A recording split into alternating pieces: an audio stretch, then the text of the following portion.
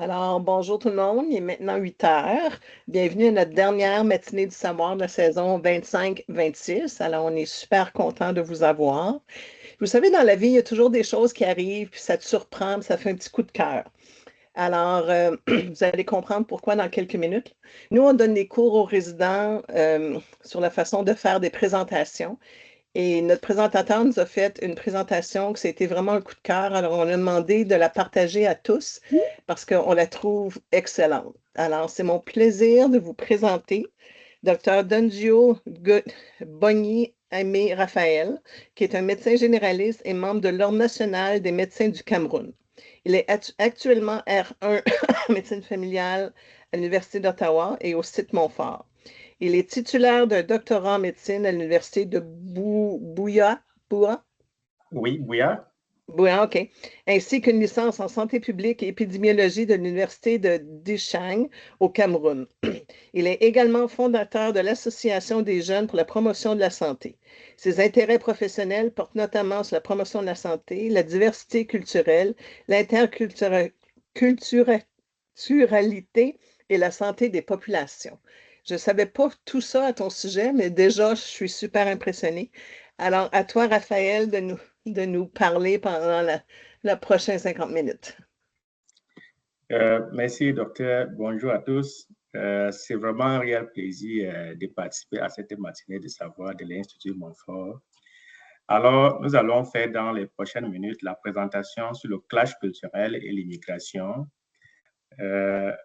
Avant de commencer, je n'ai pas de conflit d'intérêt à divulguer et je n'ai également pas de conflit d'intérêt sur la question financière.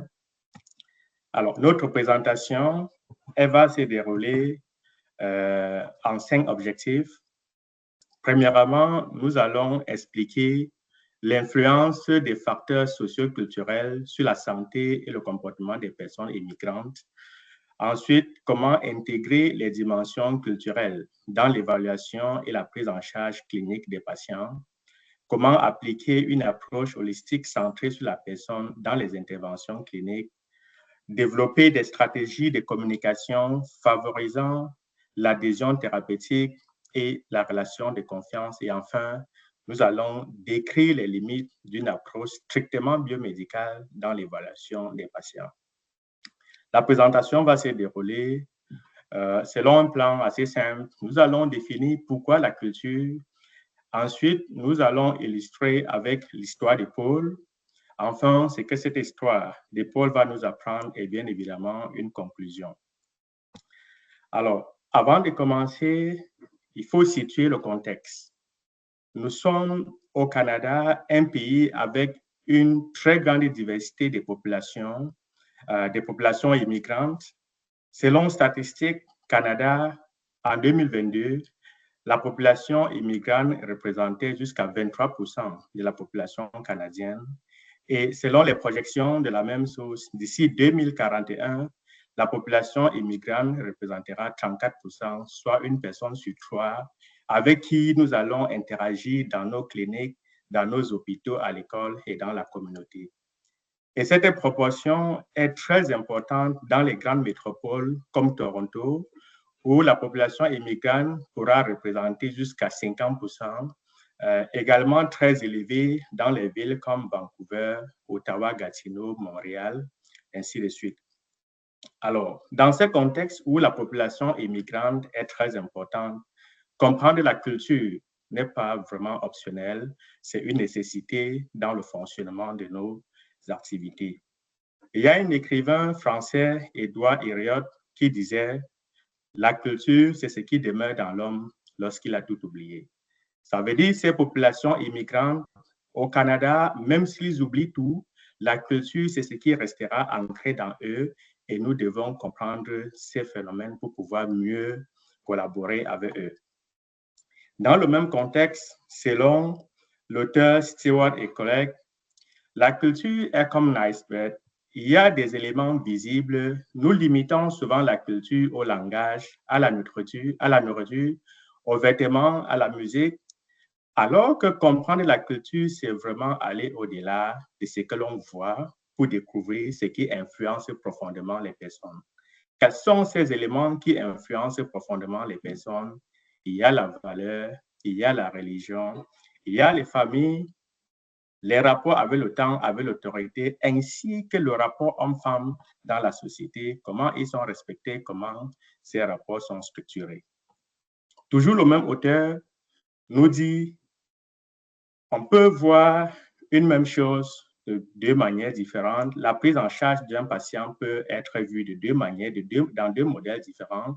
Le modèle biomédical qui répond à la question qu'a notre patient, et la réponse se trouve dans l'identité de ce patient, les signes et les symptômes. Et la suite dans le modèle biomédical, c'est de choisir le traitement le plus efficace selon les données que nous avons recueillies à la première question. L'objectif de ce modèle biomédical consiste à traiter la maladie et le focus, c'est uniquement sur le diagnostic et le traitement. Alors que, selon l'auteur et dans le contexte culturel, il demande d'avoir une approche centrée sur la personne. Et cette approche consiste à commencer par savoir qui est notre patient, comprendre son histoire, son contexte, sa famille, ses valeurs.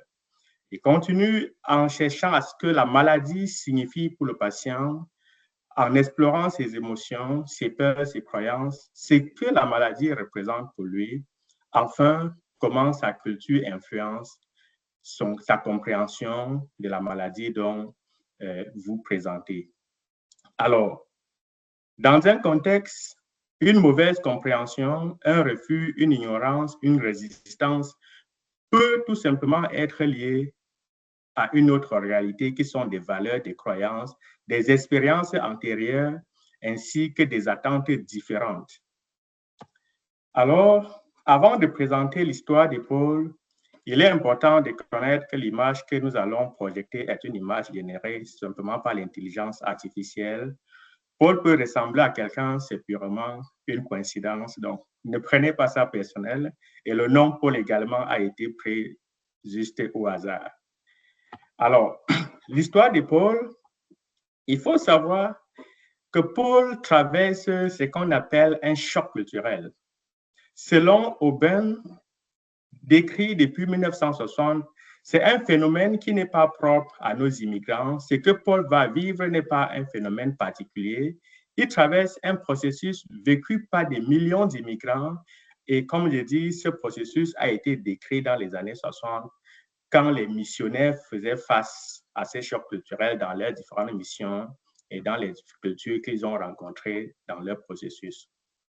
Le choc culturel s'est décrit en 4 étapes. Et c'est important de comprendre ces étapes parce qu'en clinique, nous allons recevoir des clientes immigrantes qui se trouvent chaque client dans une phase précise.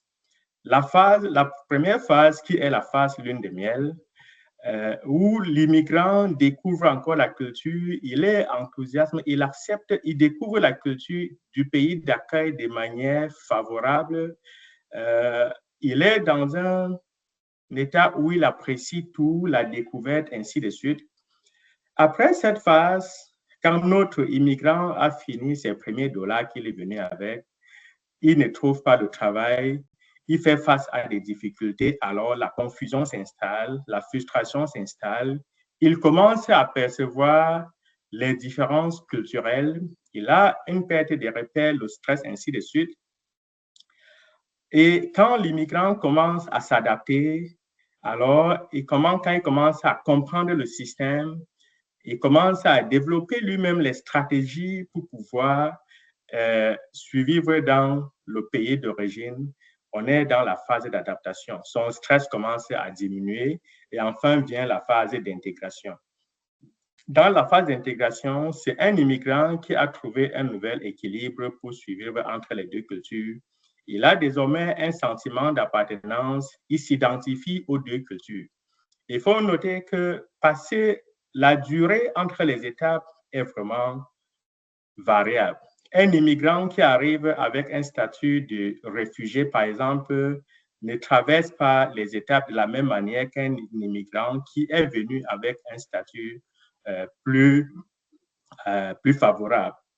Et un immigrant qui a un soutien familial déjà au Canada peut traverser les étapes de manière différente. Donc, il est important de comprendre à quel niveau est-ce que notre patient se trouve.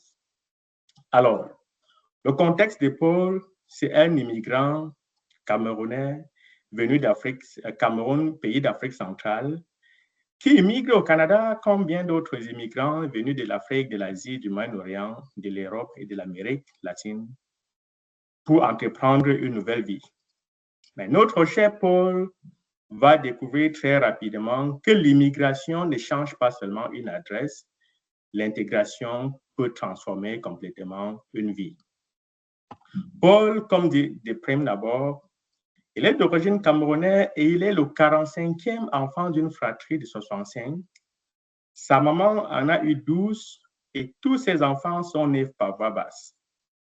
Pour situer le contexte de Paul, il faut savoir que ces 65 ne sont pas du tout exagérés.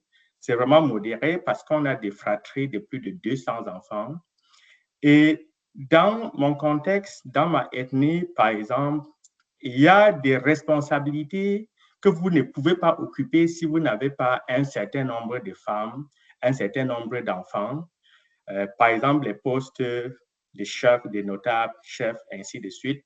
Il faut avoir cette prospérité familiale. Donc, c'est identifié comme un signe de réussite, c'est identifié comme un signe de respect, de bénédiction et d'une continuité familiale.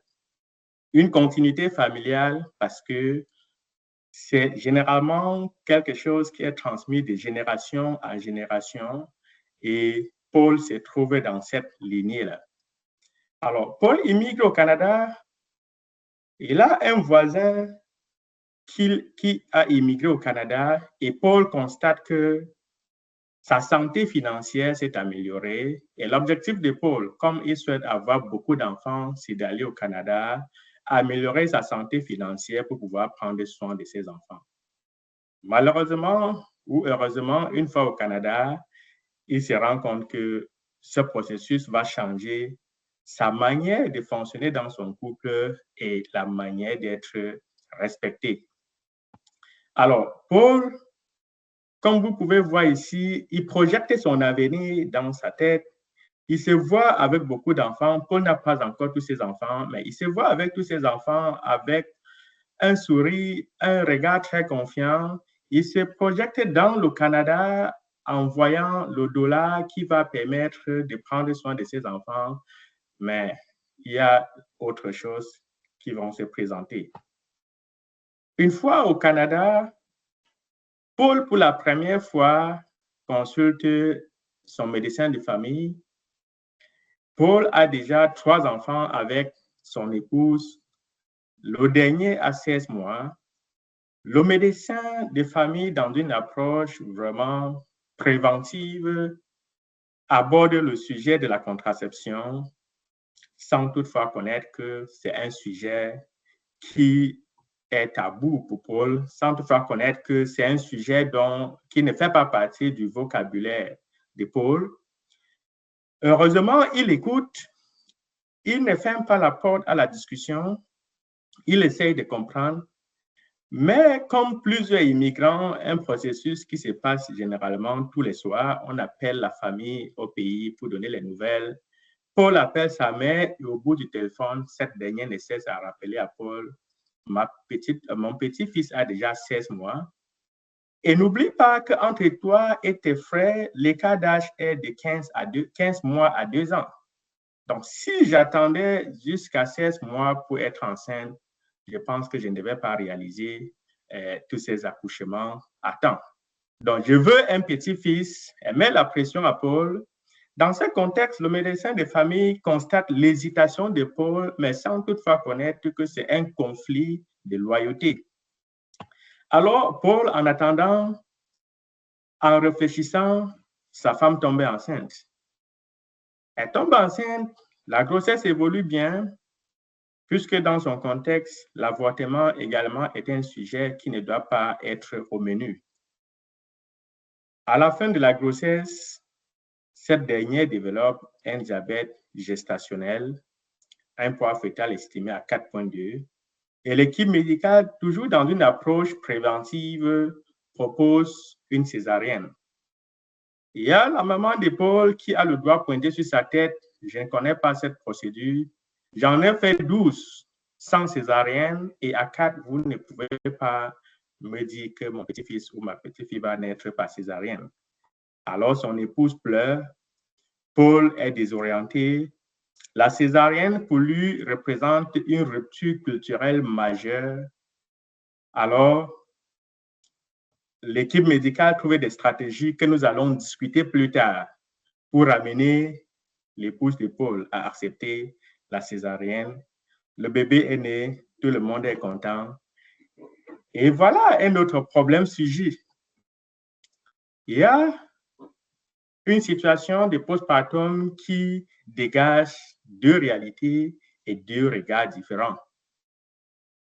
Le premier point, l'épouse de Paul, comme j'ai dit, il faut très bien comprendre le contexte.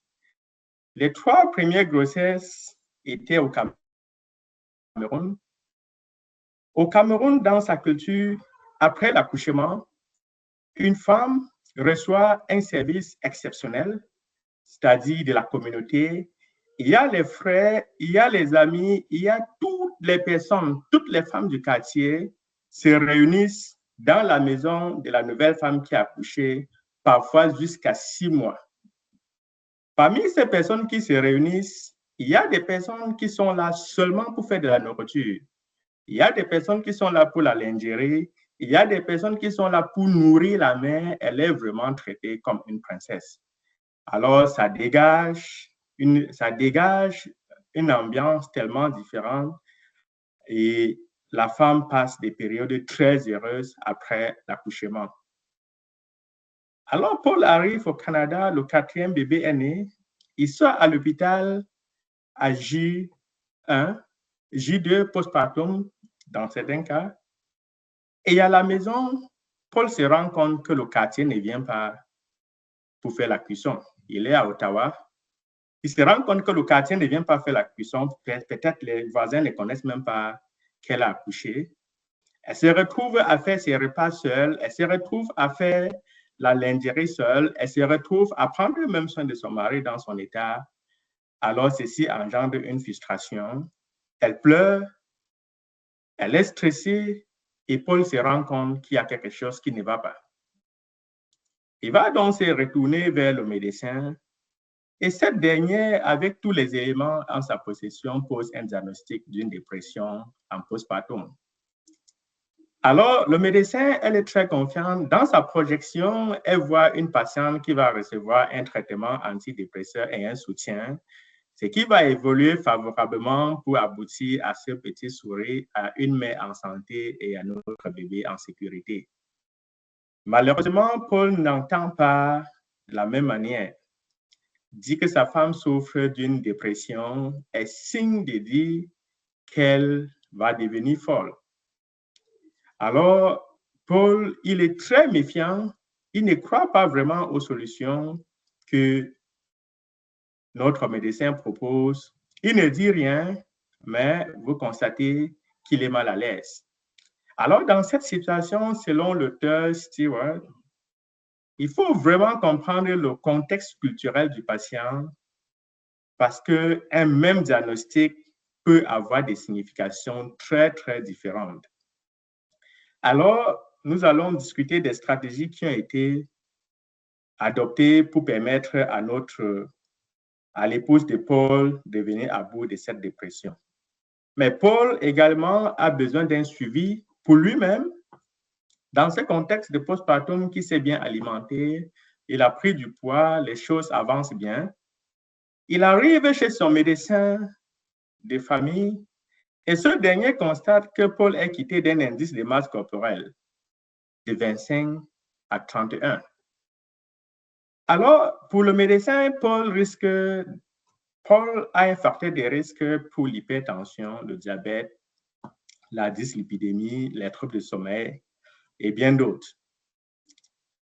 Il sait que Paul aura besoin d'un soutien pour avoir une alimentation équilibrée, pour la gestion de son poids, pour réduire le stress. Mais dans la tête de notre cher Paul, il regarde le médecin de manière très épineuse. Il se pose la question, mais est-ce que ce médecin, il me comprend? Pour Paul, avoir du poids signifie que son Canada est désormais en train de réussir. Avoir du poids, c'est un signe de respect, c'est un signe que c'est quelqu'un qui a une bonne santé financière. Dans sa culture, quand vous avez du poids, vous êtes très respecté. Donc, il ne comprend pas pourquoi cette question vient sur la table. Alors, Paul, le médecin de famille, va aussi dans une approche préventive orienter Paul chez la nutritionniste.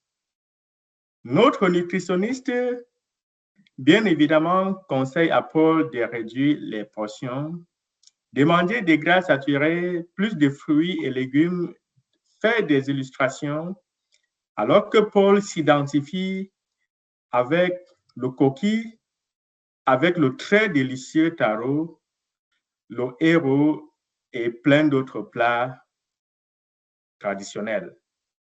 Alors, ces plats sont identiques à Paul. Le médecin de famille demande de réduire les quantités d'huile, alors que la particularité de ces plats, parfois pour une famille de 4, on peut utiliser jusqu'à 2 litres d'huile de palme. Paul se demande pourquoi devrais-je perdre du poids? Est-ce que ces aliments qu'elle me propose font vraiment partie de ma culture? Est-ce qu'elle sait que ces aliments sont associés à mon identité, au partage familial et à la réussite? Alors, pour le nutritionniste, ceci est juste un changement alimentaire pour une bonne santé, alors que pour Paul, c'est également une rupture culturelle. Alors, les choses évoluent favorablement. Il y a les paroles qui vont venir changer tout.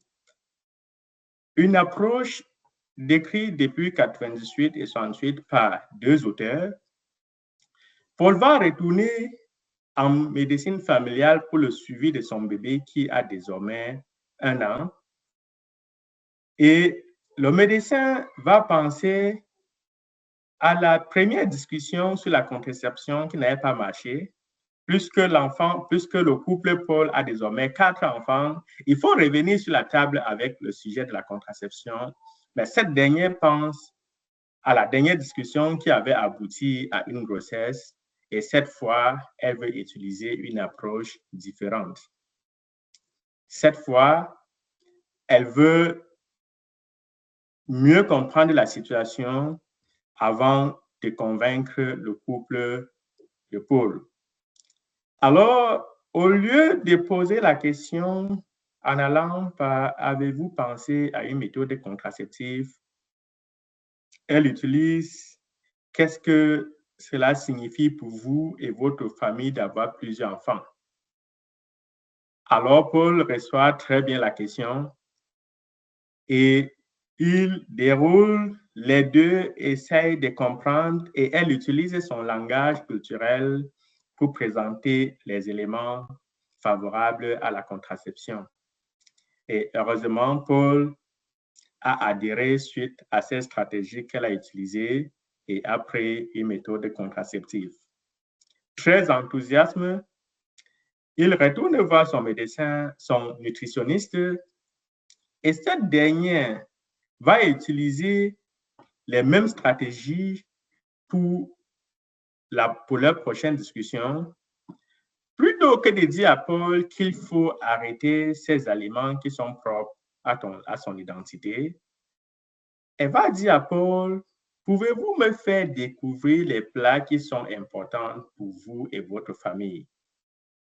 Elle continue, ensemble, voyons comment adapter ces plats à votre réalité ici au Canada, tout en préservant ce qui fait partie de votre identité. Alors, il ne s'agit pas ici d'abandonner sa culture, il s'agit d'apprendre à concilier l'identité et santé. Et il faut dire, ici au Canada, ce modèle est déjà appliqué à certains endroits. Et il y a une clinique de santé communautaire à Trenton, une ville près de, une petite communauté près de Belleville pour aller vers Toronto. Dans cette clinique, j'avais discuté avec une nutritionniste.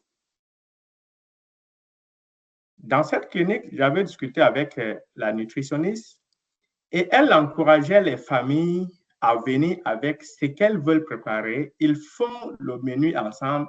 La famille partait chercher les ingrédients et retournait en clinique, faisait la cuisson ensemble avec la nutritionniste pour essayer de préserver au maximum ce qui était identique au plat et en réduisant au maximum ce qui pouvait apporter, ce qui pouvait être néfaste à la santé.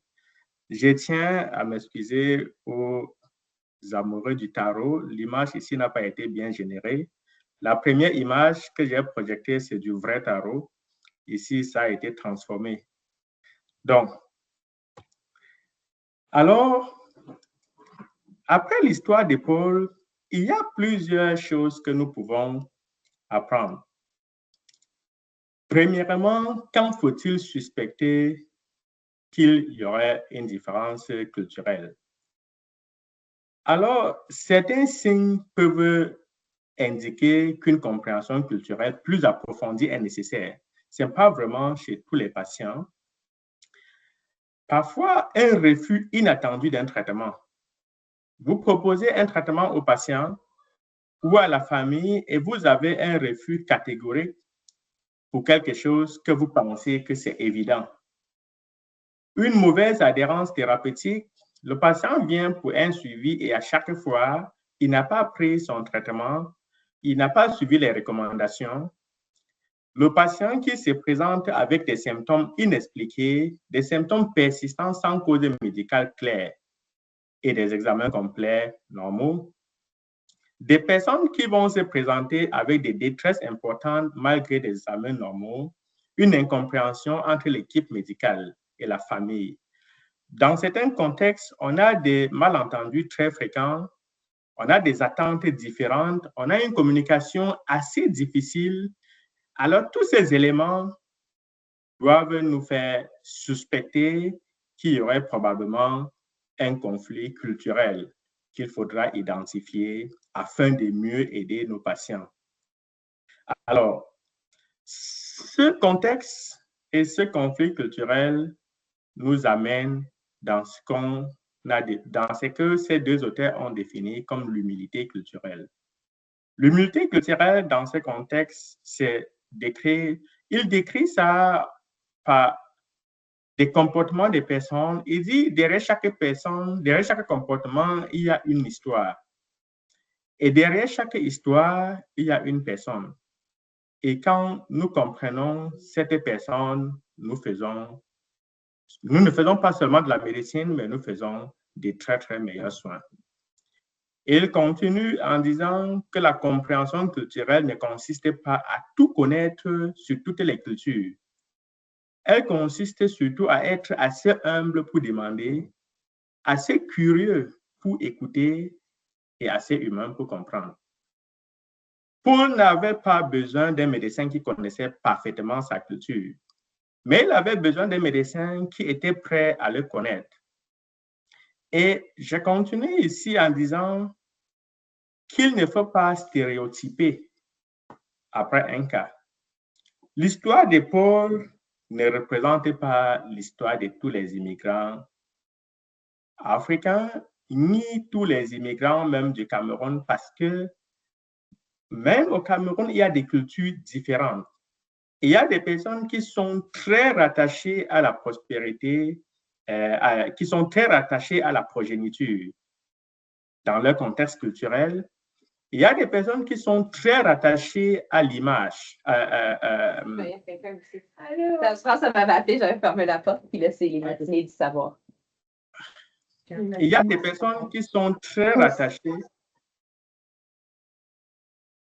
Excuse-moi, Raphaël, je vais demander aux gens de fermer leur micro si ce n'est pas eux qui parlent. OK, tu peux continuer. Oui. Oui. Donc, il disait qu'il y a des personnes qui sont très rattachées à la culture. Il y a des personnes qui sont très rattachées à l'alimentation, par exemple.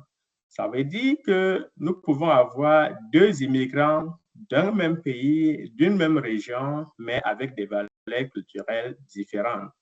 D'où l'importance de poser la question, d'être curieuse pour poser la question afin de connaître ou de comprendre le contexte culturel de notre patient. Les mêmes auteurs disent qu'il y a ces 4 questions très importantes qui peuvent permettre d'aller creuser dans la compréhension. Premièrement, tout simplement en demandant aux patients que signifie cette situation pour vous ou votre famille. En allant plus loin, avez-vous déjà vu cette situation différemment dans votre pays ou votre culture? Y a-t-il des croyances ou des valeurs importantes dont je devrais tenir compte? Pour le médecin de famille, cette troisième question est particulièrement importante parce que c'est une relation thérapeutique à long terme. Connaître dès le départ les valeurs du patient qui sont très importantes pour lui peuvent permettre d'établir rapidement une relation de confiance, mais surtout permettre au patient de s'exprimer sachant qu'il est en face d'une personne qui prendra en considération son contexte culturel. Enfin, demander au patient les principes qui sont propres à lui ou ses principales préoccupations. Alors, plus loin, toujours sur les questions pour mieux comprendre le patient, selon le Cultural Formulation Interview, un outil qui permet de comprendre le patient dans son contexte culturel. Alors, il faut aller creuser dans le contexte du patient pour savoir quelles sont ses préoccupations. Généralement, on le paraphrase aussi dans le PICA. Pour comprendre quelles sont ses préoccupations, comment est-ce qu'il explique son problème avec ses mots, son contexte, et pourquoi demander au patient s'il a une idée ou pourquoi, s'il a une compréhension de ce qui a causé son problème. Ceci peut vous permettre d'avoir d'autres mots dans son explication qui pourront favoriser votre compréhension. Enfin, savoir si dans son contexte, il a essayé d'autres thérapies. Savoir les thérapies que le patient a essayées également peut renseigner dans son contexte culturel. Alors, les questions vont favoriser une compréhension globale, vont renforcer la relation de confiance et guider le plan de soins vraiment centré sur le malade. Alors, la présentation, elle a été un peu plus courte que prévu. Et ici, l'histoire de Paul nous a renseigné beaucoup de choses. Et il y a plein de stratégies que le médecin a développées, que les médecins ont développées au fur et à mesure qu'ils ont essayé de comprendre leurs patients. Et ces stratégies ont permis ici de comprendre la famille au-delà des mots et de les soigner au-delà des symptômes. Désormais, nous avons une famille, deux cultures et une seule histoire. Une famille très heureuse. Et vous pouvez voir ici que les deux cultures s'embrassent de manière homogène, sans signe de dominance. Tout simplement, comprendre l'histoire de nos patients, c'est leur offrir des meilleurs soins. C'est voir la personne dans sa globalité, c'est écouter avec curiosité et humilité, c'est éviter des jugements rapides et enfin, c'est bâtir une alliance thérapeutique forte et durable. Merci pour votre aimable attention. Excellent. Merci beaucoup, beaucoup, beaucoup. Je ne sais pas s'il y aurait des questions ou des commentaires. Alors, j'ouvre ça si vous avez des questions, des commentaires. Alors moi, ce qui me touche beaucoup, c'est que j'ai eu beaucoup de patients que justement l'adhésion n'était pas bonne, ils n'écoutaient, ben pas ils n'écoutaient pas, l'adhésion n'était pas bonne, ils ne prenaient pas les médicaments, mais jamais j'ai pensé de demander pourquoi et comment qu'ils voyaient ça, là. Alors je trouve ça très, très intéressant que retournons aux bases, tu sais, c'est une personne, retournons à d'où ce qu'elle vient parce que c'est pas pareil puis c'est correct. Il faut juste essayer de comprendre. Alors ça m'a beaucoup allumé. Alors j'aurais probablement pu être un meilleur médecin de famille pour plusieurs. Il y en a que je l'ai fait, puis c'est vrai que ça a marché, mais je pense que c'est pas consistant. Alors, merci de nous rappeler qu'il est important de connaître la personne. Puis c'est pas une personne, c'est pas une maladie qu'on a devant nous, c'est une personne qui a une maladie. Alors merci beaucoup. D'autres commentaires? Oui. D'autres questions ou commentaires? C'est Jean, oui. Oui. Merci beaucoup, Raphaël. J'ai manqué le début parce que j'étais dans la lune, j'ai pas parti mon. Mais ce que j'ai entendu, ça m'a vraiment. Je trouve ça très, très, très bien. Et je pense que ce que tu nous dis là, ça fait pour tous les patients qu'on rencontre. Quand on connaît l'histoire de notre patient, on devient, on écoute mieux, puis on a une meilleure relation thérapeutique. Mais j'ai beaucoup aimé aussi ton approche. J'ai retenu une phrase, on n'est pas obligé de tout savoir. C'est pas ça qu'on demande aux gens. On ne demande pas aux gens de tout connaître la culture. On demande juste d'être intéressé un peu à l'autre personne. Et là, tout d'un coup, ben, c'est pas un patient, mais ça devient une personne que tu traites. Puis je pense que c'est un très, très beau message. Ouais, merci beaucoup. Je savais, Jean, que tu aurais accroché à ça, là. Ben oui, c'est dans mes cordes préférées. Exactement. Exactement. Alors, il y a beaucoup de commentaires qui disent excellente présentation, c'est très pratico-pratique, alors on va pouvoir l'utiliser maintenant. Alors, ça, c'est bien. Je vais te mettre un petit peu sur le spot, Raphaël. Qu'est-ce que Montfort, on pourrait faire pour avoir une plus grande ouverture? Est-ce qu'il y a des choses que tu as remarquées qu'on devrait être meilleur? Pas obligé de répondre maintenant, mais peut-être nous laisser savoir pour qu'on soit meilleur pour tout accueillir, toutes les différentes cultures. Oui, déjà, il y a une petite étude qu'on voulait mener, que je voulais mener avec Stéphanie dans notre projet de FMRSP. Et le projet, parce qu'on a constaté que les populations immigrantes ont parfois l'accès limité aux soins, pas parce qu'ils ne veulent pas, mais parfois juste parce qu'ils ne connaissent pas l'existence de ces soins. Et à l'Ex-Femme, par exemple, on n'a pas pu identifier quelle est la population immigrante. Je ne sais pas si c'est un problème éthique d'indiquer dans le dossier du patient qu'il est immigrant.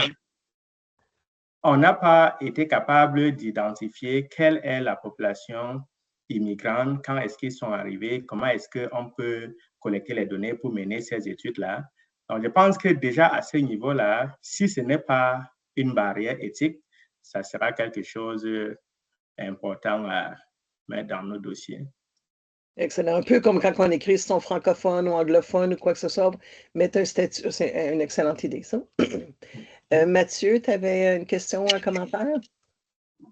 Oui, donc on parlait ici de Paul le patient, mais je pense que la présentation puis tous les concepts appris pourraient s'étendre aussi à nos résidents.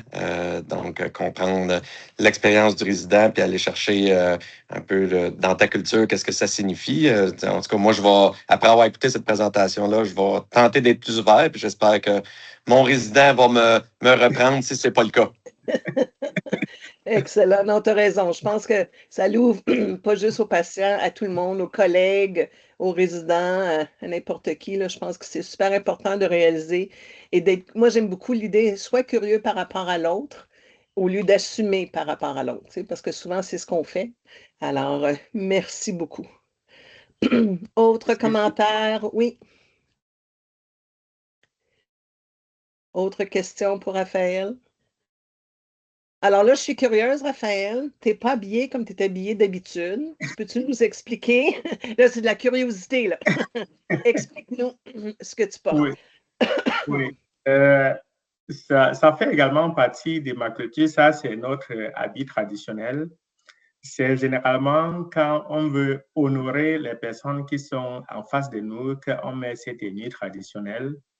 Et ça décrit l'alimentation la prospérité, beaucoup de cultures, beaucoup de choses ancrées dans la culture camerounaise, ancrées plusieurs cultures du nord-ouest et de l'ouest du Cameroun. Excellent. Alors, c'est, ben, je sais pas, c'est un chapeau, puis un... Oui. OK. Puis un pantalon, puis un chandail, ou c'est... Ben, pas un Oui. chandail. Ben, OK. Excellent. Excellent. Ben, merci de nous honorer. C'est très beau. Autre question ou commentaire? Alors, écoutez, s'il n'y a rien, il y a l'évaluation là, dans... oui, Louis? Oui, salut. Oui, belle présentation, je l'ai écouté dans l'auto. Je me demandais justement s'il y a, pour certaines maladies chroniques, disons, s'il y a déjà des informations, mettons, qui sont adaptées. Est-ce que le Cameroun fait comme nous, on fait l'Association du diabète, des choses comme ça qui seraient justement adaptées? Parce que j'imagine qu'il y a quand même plusieurs cultures qui ont une alimentation relativement similaire. Moi, je viens de l'Amérique du Sud, puis je sais qu'il y a certains aliments qui sont très dominant dans pas mal tous les pays. Donc, justement, des choses qu'on pourrait adapter ou aller chercher vraiment pour les patients. Merci pour la question. Je pense que, surtout en termes d'alimentation, c'est vraiment un gros travail des nutritionnistes parce que je ne pense pas qu'en contexte de médecine familiale, on sera capable d'adapter cette alimentation, aller dans les ingrédients, essayer d'éliminer des choses. Mais comme j'ai dit, une clinique que j'ai vue à Trenton, vers Belleville, la nutritionniste fait venir le patient avec les ingrédients. Elle essaie elle-même de faire des recherches pour voir comment est-ce que ces aliments sont cuisinés. Et ensemble, les deux cuisinent. Et pendant la cuisson, elle démontre au patient les éléments qu'elle peut retirer pour que l'alimentation soit plus saine. Donc, je pense que c'est un gros travail du côté des nutritionnistes. Exactement, ça va être ma fille est nutritionniste, alors ça va être intéressant. Je vais lui demander si dans leur cours, justement, ils ont-tu quelque chose par rapport aux différentes cultures ou c'est toujours juste le guide canadien, tu sais, qui apprennent, parce que c'est intéressant de voir comment tu peux changer l'alimentation selon les goûts et les cultures. Oui. On verra. Autre question ou commentaire? Je pense que ça nous laisse tout notre appétit, Raphaël. On est tout en train de regarder les choses qu'on a moins bien faites, puis on est en train de tout penser comment mieux faire pour les prochains. Alors, comme je vous disais, là, l'évaluation est dans le chat. Alors, pour avoir vos crédits, il faut remplir l'évaluation.